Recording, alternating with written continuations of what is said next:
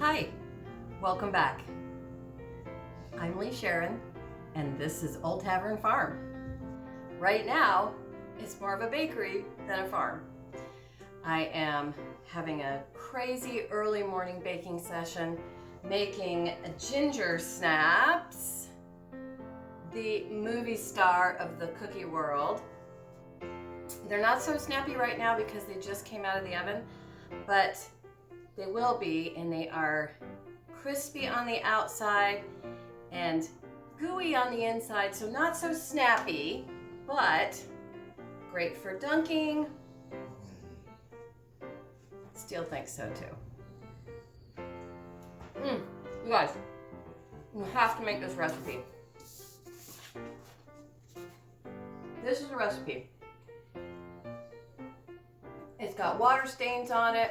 It's been converted up and down for 10 years.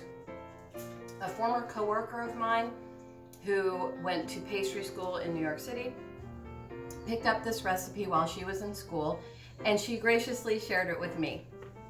So I would like to in turn share it with you. You guys are gonna love this recipe. It's easy to do. It's got a couple of secrets to it, but they're quick to make, they're quick to bake, they store beautifully, they freeze beautifully. The only kicker, you're gonna have to make lots of them because they go like hotcakes, they're delicious, and people are gonna love them. So let me just have a little sip of my coffee. Sugar and milk, thank you. And we'll get started making some cookies. I start this recipe with a stick and a half of room temperature butter. After a moment or two of mixing, I add 2 cups of white granulated sugar. After the butter and sugar are well incorporated, I add 2 eggs. I allow these 3 ingredients to mix together until they're light and fluffy.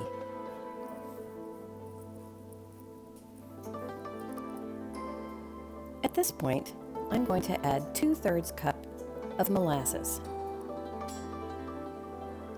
Molasses is a key ingredient in this recipe, so I like to take my time and get all of it out of the measuring cup.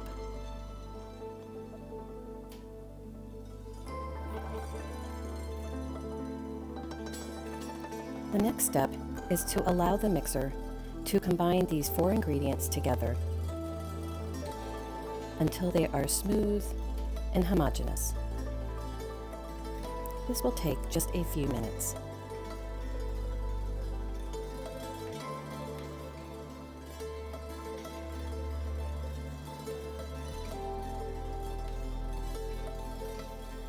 At this point, I'm ready to add my dry ingredients.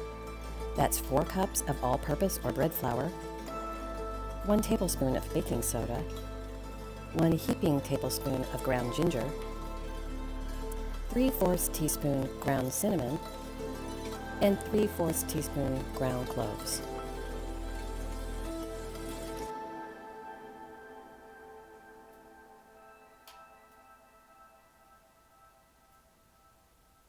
After a few minutes of mixing, I will stop my mixer in order to add what I think of as the secret ingredient. That's 1 tablespoon of white vinegar. I'll let my mixer spin for a few minutes and scrape down the edges of my bowl to make sure none of the ingredients are clinging to the bottom or the sides.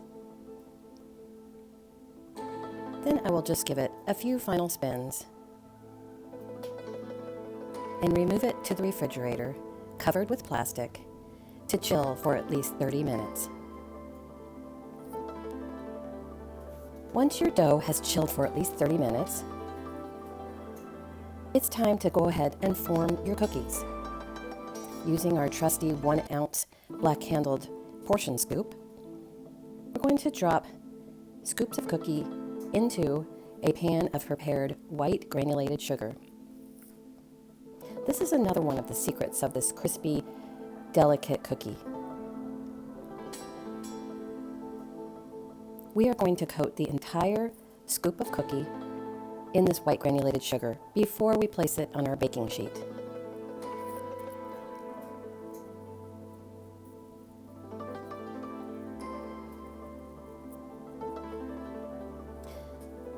This cookie does spread on the sheet, so you will need to take some time to arrange your cookie drops on your sheet pan so there's plenty of space for them to spread out.